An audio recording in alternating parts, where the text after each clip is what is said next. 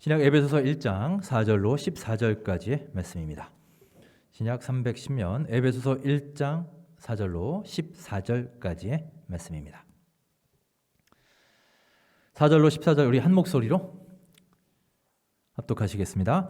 곧 창세 전에 그리스도 안에서 우리를 택하사 우리로 사랑 안에서 그 앞에 거룩하고 흠이 없게 하시려고 그 기쁘신 뜻대로 우리를 예정하사 예수 그리스도로 말미암아 자기의 아들들이 되게 하셨으니 이는 그가 사랑하시는 자 안에서 우리에게 거저 주시는 바 그의 은혜의 영광을 찬송하게 하려는 것이라. 우리는 그리스도 안에서 그의 은혜의 풍성함을 따라 그의 피로 말미암아 속량 곧 죄사함을 받았느니라. 이는 그가 모든 지혜와 총명을 우리에게 넘치게 하사 그 뜻의 비밀을 우리에게 알리신 것이요 그의 기뻐하심을 따라 그리스도 안에서 때가 찬 경륜을 위하여 예정하신 것이니 하늘에 있는 것이나 땅에 있는 것이 다 그리스도 안에서 통일되게 하려 하심이라. 모든 일을 그의 뜻의 결정대로 일하시는 이의 계획을 따라 우리가 예정을 입어 그 안에서 기업이 되었으니 이는 우리가 그리스도 안에서 전부터 바라던 그의 영광의 찬송이 되게 하려 하심이라.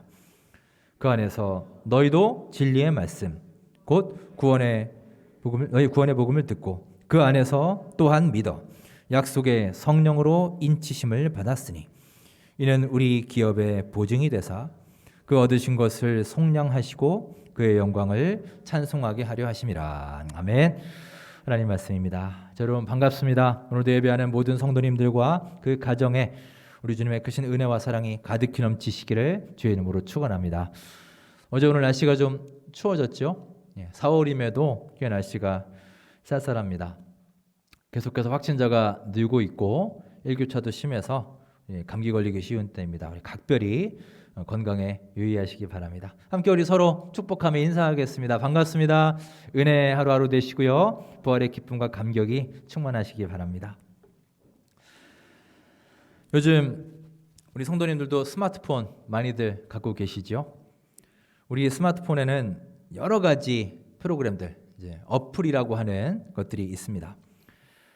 지난주에 광고 드렸지만 이제는 교회들도 교회 주소록 요람도 책으로 만들지 않고요. 어플을 다운받아서 휴대폰으로 보는 그런 시대가 되었습니다. 또 우리가 잘 모르는 참 신기하고 편리한 어플도 계속해서 개발되고 있습니다. 자, 그런데 여러분, 제가 하나 질문하겠습니다. 만일 새로 어플이 하나 나왔는데 어떤 어플이냐? 매일 밤 12시 자정에 그날 나에게 일어날 일을 미리 알려주는 어플이에요. 그런데 우리 옛날 신문에 보면 오늘의 운세 같은 거 있죠. 그렇게 무슨 허접한 어플이 아니라 그동안의 내 삶, 내 성향, 성격, 동선, 또 교우관계, 가족관계, SNS, 내가 했던 일 이런 것들을 다 완전히 분석을 해서 엄청난 정확도를 가진 어플이라면 여러분은 그 어플을 구입하시겠습니까? 그리고 그 어플이 알려주는 대로 따라서 하시겠습니까? 예를 들어 내일 중요한 약속이 있는데 여기서 위험합니다. 가지 마세요. 메시지가 오면 그 메시지 따라서 여러분 안 가시겠습니까? 몇 달 전에 제가 드라마를 하나 봤습니다. 단편 드라마예요. 한 회짜리 드라마인데요. 제가 그림을 보여주시겠어요? 혹시 보신 분 계신지 모르겠는데 이게 일반 그런 공중파에 사는 방송이 아니라 아마 많지 않으실 겁니다. 보신 분이. 만신이라는 제목의 드라마입니다. 사실 저는 내용도 잘 모르고 어떻게 보게 됐는데 참 흥미로운 소재 얘기였습니다. 방금 제가 말씀드린 그 스마트폰 어플에 대한 얘기입니다. 간단하게 그 내용을 소개해 드립니다. 오늘 설교와 관련이 있습니다. 만신, 드라마 제목이기도 하지만 이 만신은 그 스마트폰 어플의 이름이기도 합니다. 만신이라는 어플이 개발이 됐는데 자신의 하루 운세를 알려주는 프로그램이에요. 어마어마한 양의 빅데이터를 기반으로 해서 7년 동안 그 정확도가 무려 96.3%에 이르게 됩니다. 이게 드라마 내용입니다. 만신이 세상에 공개된 후에 사람들은 어느새 이제 밤 12시만 되기를 기다리고 있어요. 그때 받은 운세를 자신의 정해진 미래라고 믿고 생활하게 됩니다. 그렇게 변해갑니다. 그래서 혹시나 안 좋은 운세를 받으면 하루 종일 집안에 처박혀서 한 발짝도 밖에 안 나오는 사람도 있고, 혹시나 좋은 운세를 받게 되면 크게 투자를 해서 실제로 엄청난 이익을 남기기도 합니다. 그런 일들이 계속 반복되기 시작합니다. 어느새 이 어플은 우리 삶의 흥미나 조언이나 정보를 주는 정도가 아니라 이제 만신을 거의 신처럼 떠받드는 사람들이 하나하나 생기게 되었습니다. 결국에 어떤 현상이 일어나느냐? 이 만신이 출시된 후에 대한민국은 사상 최대 실업률을 기록하게 됩니다. 왜냐? 만신 때문에 사람들은 자기 미래가 다 정해져 있다고 생각을 하고 이제 열심히 일을 하지 않게 됩니다. 그러니 당연히 경제는 죽고 한 나라의 금융 지표가 이 스마트폰 어플의 운세 하나에 좌지우지되는 기현상이 일어나게 되죠. 자, 지금 시점에서는 조금 과장된 얘기처럼 보일 수도 있지만 여러분, 지금도 이미 인공지능 AI가 우리 인간의 자리를 차지하고 대치하고 있죠. 여러분, 뉴스도 요즘 AI 앵커가 나오지 않습니까? 사람하고 똑같은 모습으로 똑같은 목소리로 진행하는 것을 저도 봤습니다. 사실 머지않아 이런 어플이 얼마든지 개발될 수 있고요. 또한 여기 나온 사건들도 실제로 가능한 이야기들인 것 같아서 그리 마음이 편치만은 않습니다. 교회에서도 교인들을 신방하거나 성경 공부를 하다 보면 가끔씩 받게 되는 질문이 소위 예정론, 예정설에 대한 질문입니다. 어떤 분은 실제로 켈빈의 예정설이라고 말씀하면서 질문하는 분도 계세요. 이런 거죠. 우리 기독교가 예정론을 바탕으로 한다고 들었는데, 자, 그러면 말 그대로 하나님이 우리 삶을 미리 다 정해놓으셨다면 우리 인간의 노력이나 선택은 아무 소용이 없는 것인가요? 무의미한 것인가요? 대략 이런 질문이죠. 여러분은 어떻게 생각하십니까? 하나님의 예정과 우리 인간의 노력은 어떤 관계에 있을까요? 기독교 신앙에 있어서 예정은 아주 중요한 교리입니다. 하나님이 우리 삶을 예정하셨다고 믿는 신앙은 우리가 올바른 신앙생활을 하는 데 매우 중요한 것입니다. 실제로 성경 말씀에는 하나님이 우리 삶을 예정하셨다는 말씀이 나옵니다. 그 중에 대표적인 말씀이 오늘 함께한 에베소서 1장입니다. 오늘 읽은 말씀에도 이 예정이란 말이 3번이나 나오죠. 5절에 나오고 9절에 나오고 11절에 나옵니다. 자, 그 중에 우리 11절 말씀을 함께 읽으면 내용을 살펴봅니다. 1장 11절 함께 읽겠습니다. 모든 일을 그의 뜻에 결정대로 일하시는 이의 계획을 따라 우리가 예정을 입어 그 안에서 기업이 되었으니. 아멘. 일하시는 이의 계획을 따라 우리가 예정을 입어 라고 했습니다. 자, 그런데 하나님이 우리를 예정해 놓으셨는데, 우리가 예정을 입었는데, 문제는 도대체 무엇을 예정하셨다는 건지, 또 어떻게 예정을 하셨다는 건지 구체적인 말씀이 거의 없다는 겁니다. 사실 우리도 그에 대해 들은 것이 별로 없고요, 체계적으로 배운 적도 별로 없습니다. 자, 그러다 보니 결국 우리는 이 예정이라는 것에 대해서 그저 우리가 알고 있는 상식선에서 판단하게 된 거예요. 자, 그러면 우리의 상식선이란 게 뭘까요? 여러분은 예정이란 말을 들으면 머릿속에 뭐가 떠오르십니까? 예정, 미리 정해져 있다는 것인데요. 이 말을 좀 더 쉬운 말로 표현해보면, 바꿔보면 우리가 흔히 쓰는 말 중에 운명이나 팔자라는 말과 크게 다르지 않은 것을 알 수 있습니다.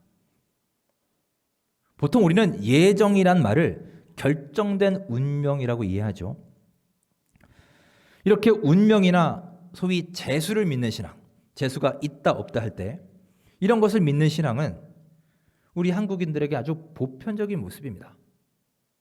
어쩌면 신앙이라기보다 하나의 삶의 문화가 되어버린 것 같습니다. 그래서 기독교 내에서도요, 나의 운명을 알고 싶어 하고 내 장래일을 예측해 보려는 모습들이 자연스럽게 나타나고 있습니다. 우리 기독교인이라고 해서 결코 예외가 아닌 것입니다. 자료에 따르면 기독교인의 약 30%가 점집에 가서 점을 본다고 하죠. 그래서 그때도 한번 말씀드렸지만 무속인들, 역술인들이 자기들 그 홍보 전단지를 발행할 때 거기에 대놓고 쓴다고 하지 않습니까? 뭐라고 씁니까? 기독교인 비밀 보장. 여러분, 그러니까 우리 크리스찬들도 그들의 고객이에요. 예외가 아닙니다. 자, 여러분, 그런데 여기에는 아주 위험한 요소가 있습니다.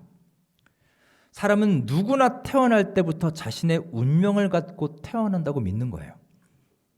또 사람들은 그것이 소위 팔자에 의해서 결정된다라고 생각합니다. 제가 어렸을 때부터 참 어른들에게 많이 들었던 말이 이런 겁니다. 세상 만사 팔자 소관이야. 그러면 그렇지. 내 팔자에 무슨 이런 얘기들. 나는 무슨 일을 해도 진짜 되는 일이 없어. 이게 내 팔자야. 이런 식의 말들이죠. 여러분, 팔자가 뭡니까? 한자 오죠, 팔자. 8팔자의 글자 자자입니다. 8글자라는 거예요. 자기가 태어난 날, 그 날의 연, 월, 일, 시, 이 8글자에 의해서 삶이 결정된다는 사상입니다. 한 교회에서 있었던 일입니다. 당시 중고등부 여름 수련회 준비에 한창이었는데요. 어느 날 한 집사님에게 전화가 왔습니다. 올해는 여름 수련회에 자기 아이를 보내지 않겠다는 것입니다. 그래서 담당 전도사님은 그 아이가 이제 고등학생이라 공부가 걱정이 돼서 그런가 보다. 학업 때문에 그런가 보다. 좀 예민하구나. 이제 이렇게만 생각을 했는데 나중에 알고 보니 그게 아니었습니다. 사실 며칠 전에 그 집사님이 점집에 갔습니다. 그래서 아이의 사주를 봤는데 3년간 물을 조심해라. 그렇지 않으면 아이한테 큰 화가 미칠 것이다. 이런 점괘가 나온 거예요. 그래서 그날부터 그 아이는 욕조에서 목욕도 안 한답니다. 다 물 조심하고 항상 몸에다가 부적을 지니고 다닌다는 거예요. 그러니 여름 수련회 가면 물놀이 할 거 아닙니까? 그러니 아예 위험하니 보내지 않겠다는 것입니다. 자, 이게 여러분 비단 이 집사님만의 일이 아닐 거예요. 이런 일들이 사실 알고 보면 우리의 삶에 많이 있습니다. 자, 그렇다면 여러분, 우리가 의지하는 이 팔자나 운명론이란 도대체 뭘까요? 이것은 한 사람의 삶에 일어나는 모든 과정이 이미 결정되어 있다는 것입니다. 오늘 일도, 1년 후의 일도, 아니 10년 후의 모든 일도 이미 다 결정되어 있어서 절대로 바꿀 수 없고, 그 안 좋은 자기 운명을 바꾸기를 원한다면 어떻게 되나요? 부적 써야 되는 거예요. 그래서 갖고 다녀야 한다는 겁니다. 이런 식으로 믿는 겁니다. 문제는 이겁니다. 우리가 신앙생활을 하면서 소위 예정론을 말하면서 그 예정을 운명이나 팔자와 같은 것으로 생각한다는 거예요. 실제로 많은 크리스천들이 이 팔자와 예정을 거의 같은 뜻으로 쓰고 있습니다. 따라서 우리는 삶의 모든 것들이 운명처럼 예정되어 있다고 생각하곤 합니다. 그래서 오늘이나 내일이나 1년 후의 일이 전부 다 하나님의 예정하심 속에 그 각본 그대로 벌어지는 일이다 라고 생각을 하는 거예요. 하지만 여러분, 우리는 이 예정이란 말을 하나님의 의도와 다르게 이해하고 있습니다. 우리가 아무리 운명을 바꿔 살아보려고 해도 하나님이 이미 우리 운명을 다 완벽하게 세팅해 놓으셔서 결코 바꿀 수 없다고 생각하는 거예요. 그런데 여러분, 정말 그런가요? 자, 여러분, 만일 이게 사실이라면 그것은 굉장히 심각한 문제를 초래할 수 있습니다.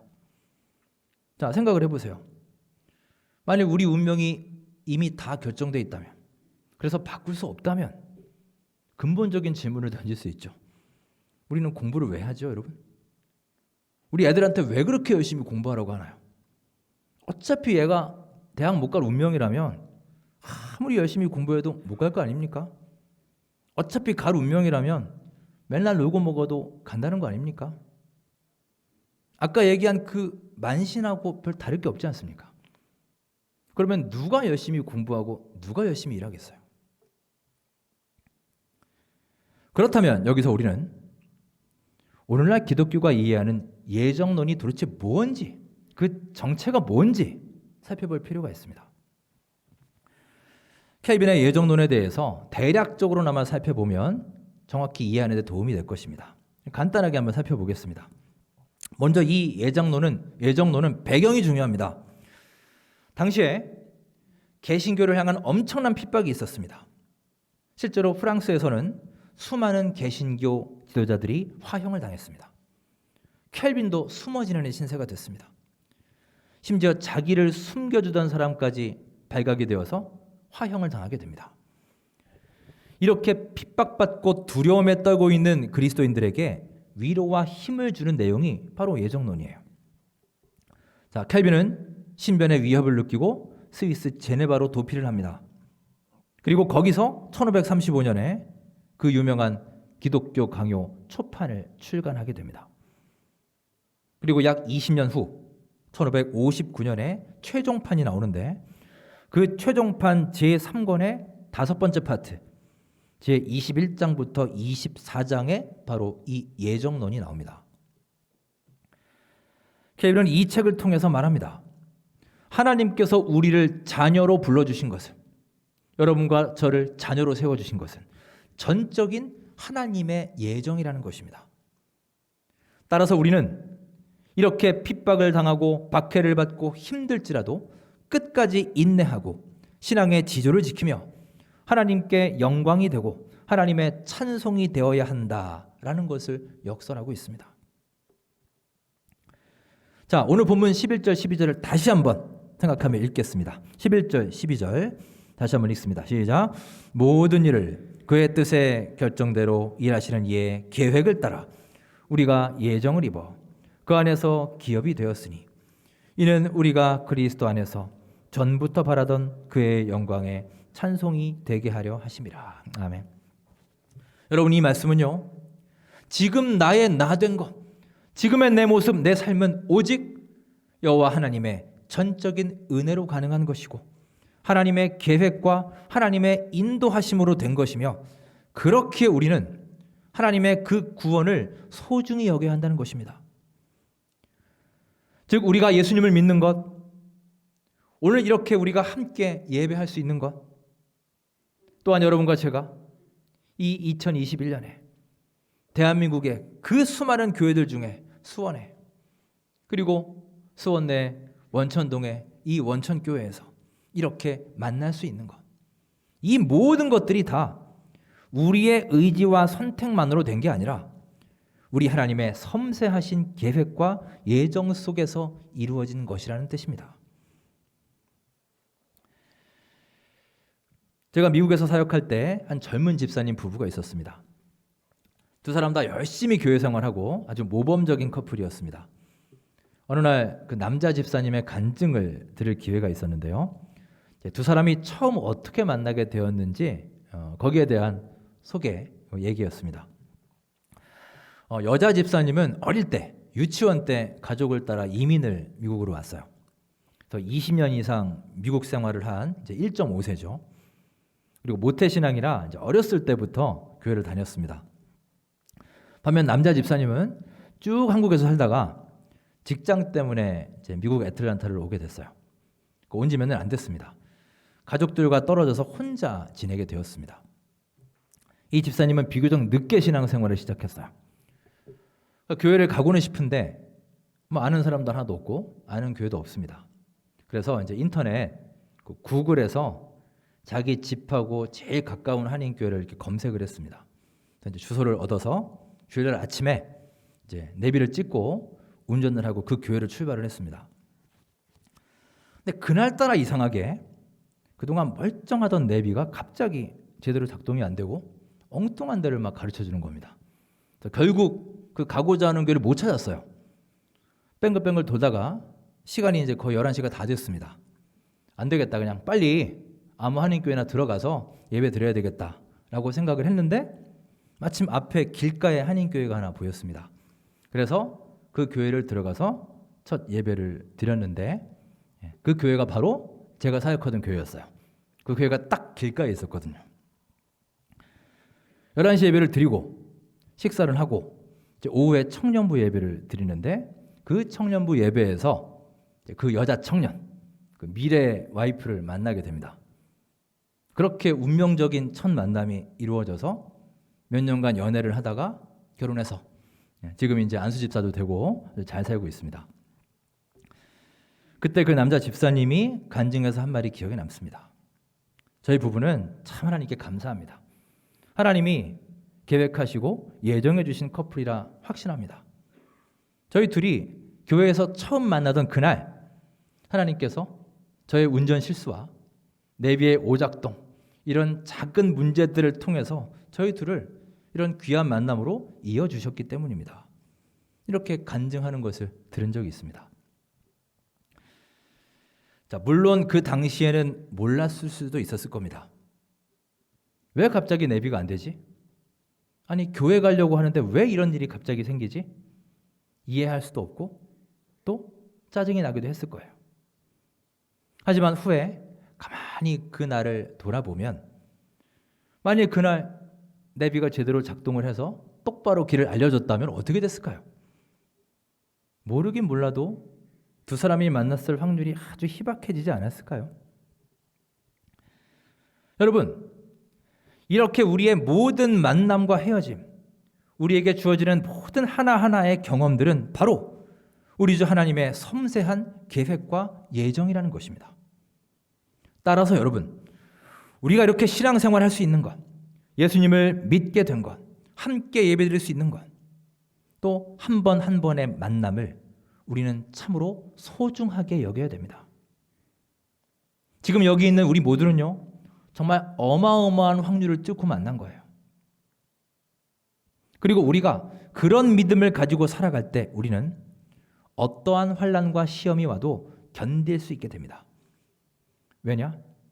하나님이 나를 예정해 주셨으니까. 하나님이 나를 구원해 주셨으니 우리가 당하는 고난과 핍박 앞에서도 분명히 하나님께서 나에게 이것을 견딜 수 있는 힘을 주실 것이다. 이 확신을 가질 수 있기 때문입니다. 여러분, 기독교에서 말하는 예정은 바로 이런 의미입니다. 두 번째로 기독교의 예정은 우리 과거에 대한 확실한 믿음을 줍니다. 중세 사람들은요, 예수님을 믿고 구원을 받은 다음에 한 가지 고민에 빠지게 됩니다. 즉, 예수님을 만나기 전 죄 가운데 방탕하게 살던 내 과거의 모습을 어떻게 해야 될지 몰랐기 때문입니다. 구원을 받고 하나님의 용서를 받았음에도 그들은 과거에 내가 저질렀던 죄 때문에 그에 대한 아픔을 안고 괴롭게 살아갔습니다.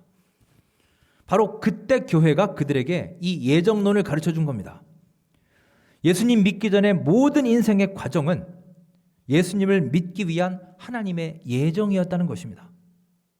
그래서 혹여 우리가 죄와 허물이 있었더라도, 혹여 우리가 하나님과 멀리 했더라도, 혹여 내가 방탕한 생활을 했을지라도 그것들이 예수 그리스도를 알고 섬기기 위한 우리 주 하나님의 선한 과정이었다라는 것을 가르쳐 주었습니다. 그래서 사람들은 깨달았던 것입니다. 지금까지 지내온 것, 지금 내가 여기에 살고 있는 것, 지금의 아내와 남편을 만난 것, 지금의 이 직업을 갖게 된 것 모두 다 거룩하신 하나님의 예정 속에 있다라는 것을 믿고 감사하며 고백하게 된 것입니다. 따라서 여러분, 기독교의 예정이란 앞날을 내다보고 내일을 예측하고 미래를 점치는 게 핵심이 아니라 지금의 시점에서 나의 과거를 돌아보며 지금까지 내 삶을 인도하신 분은 누가 뭐래도 여호와 하나님이십니다. 그리고 그것은 거룩하신 하나님의 예정 속에서 이루어졌음을 믿습니다. 이 신앙의 고백임을 기억하시기 바랍니다. 그래서 우리는요, 내 과거에 대해서 후회나 아쉬움을 갖고 사는 것이 아니라 오히려 자신감을 가지고 다가오는 미래를 향해 나아가도록 하는 겁니다. 그렇다면 여러분, 우리의 미래는 어떻게 되는 것일까요? 우리의 미래는 하나님의 예정으로 이미 결정되어 버렸을까요? 운명이나 팔자처럼 결코 변할 수 없는 것일까요? 아닙니다. 그렇지 않습니다. 하나님은 우리의 삶을 스스로 준비하라라고 가르쳐 주십니다. 우리 삶을 얼마든지 바꿀 수 있다라고 말씀하십니다. 물론 그것은 내 힘이 아니라 하나님의 능력과 힘으로 바꾸는 것이죠. 야곱의 삶을 보십시오. 그의 삶은 정말 파란만장한 삶이었습니다. 그는 태어날 때부터 범상치 않았죠. 형 에서의 발꿈치를 잡고 나왔습니다. 치열하지 않습니까? 어쩌면 그는 남의 발목을 잡는 인생으로 평생 살 수밖에 없는 그런 운명의 사람이었어요. 적어도 우리의 눈에는 그렇게 보입니다. 하지만 그는 어땠습니까? 그는 어떻게 살았나요? 그저 신세 한탄하며 남의 발목만 잡고 산 게 아니라 하나님을 붙잡고 사는 삶으로 변화되었습니다. 야복강가에서 일사각오로 천사와 씨름하며 결국 이스라엘이라는 새로운 이름을 얻게 되지 않습니까? 새 이름을 얻으며 그의 인생도 새로운 인생으로 바뀌었습니다. 그의 운명이 변화된 것입니다. 역대기에 나오는 야베스라는 인물이 있습니다. 여러분, 야베스의 기도를 한 번씩 읽어보셨거나 또 들어보셨을 겁니다. 야베스라는 그의 이름의 뜻이 수고로이 나았다라는 뜻이에요. 고통이라는 뜻입니다. 여러분, 사람 이름이 고통이라니 참 그의 삶이 기구한 운명이라는 것을 암시하고 있는 겁니다. 운명론적으로 본다면 그는 평생 고통 속에 살아갈 팔자였어요. 하지만 그는 하나님께 간절히 기도합니다. 그리고 그 기도함을 통해 자신의 그 운명을 바꿨습니다. 그리고 그 간절한 기도가 그 유명한 야베스의 기도입니다. 여러분, 야곱과 야베스는 우리 인생이 결코 미리 결정된 것이 아니며 우리의 삶에 딱 정해진 운명이라는 것이 없음을 보여줍니다. 하나님은 우리에게 우리 자신을 준비하라고 말씀하십니다. 우리가 그렇게 영적으로 잘 준비된 자요, 기도로 무장한 자이며 성령으로 충만한 자, 열정이 가득한 자가 될 때 하나님은 우리를 당신의 일에 귀하게 들어 쓰시겠다라고 말씀하십니다. 그리고 우리를 친히 인도해 주실 것이다 약속하셨습니다. 그것이 하나님의 계획임에도 여러분, 우리가 준비가 되어 있지 않다면, 내가 게으름으로, 내가 여러 가지 다른 핑계를 대고 내가 준비가 되어 있지 않다면 나는 그 뜻에 동참할 수 없을 것입니다. 사랑하는 여러분, 우리의 미래는 하나님이 미리 다 결정해 놓은 것이 아니라 하나님과 여러분과 제가 함께 만들어가는 것입니다. 우리는 자신을 깨끗하게 비우는 이 열심과 준비와 기도로서 하나님께 크게 쓰임받을 수 있는 것입니다. 그리고 하나님께 쓰임받은 후에 자신의 삶을 돌아보며 우리 하나님의 예정을 말하고 고백하는 것, 지금까지 지내온 것이 하나님의 은혜였고 하나님의 인도하심이었습니다. 고백할 수 있는 것, 그것이 진정한 우리 그리스도인의 신앙 고백임을 기억하시기 바랍니다. 이런 고백이 부활의 감격 가운데 살아가는 하루하루 우리의 삶 가운데서 넘쳐날 수 있기를 주님의 이름으로 축원합니다. 기도하겠습니다. 사랑의 하나님, 이 시간 이 자리까지 저희들을 눈동자처럼 지키시고 권능의 손길로 인도하심에 감사를 드립니다.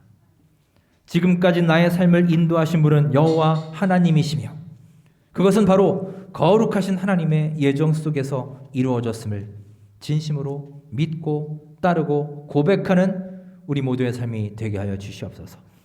앞으로도 영적으로 잘 준비된 자요, 기도로 무장한 자가 되어서 하나님 귀한 사역에 동참할 수 있는 소중한 도구로 사용하여 주시옵소서.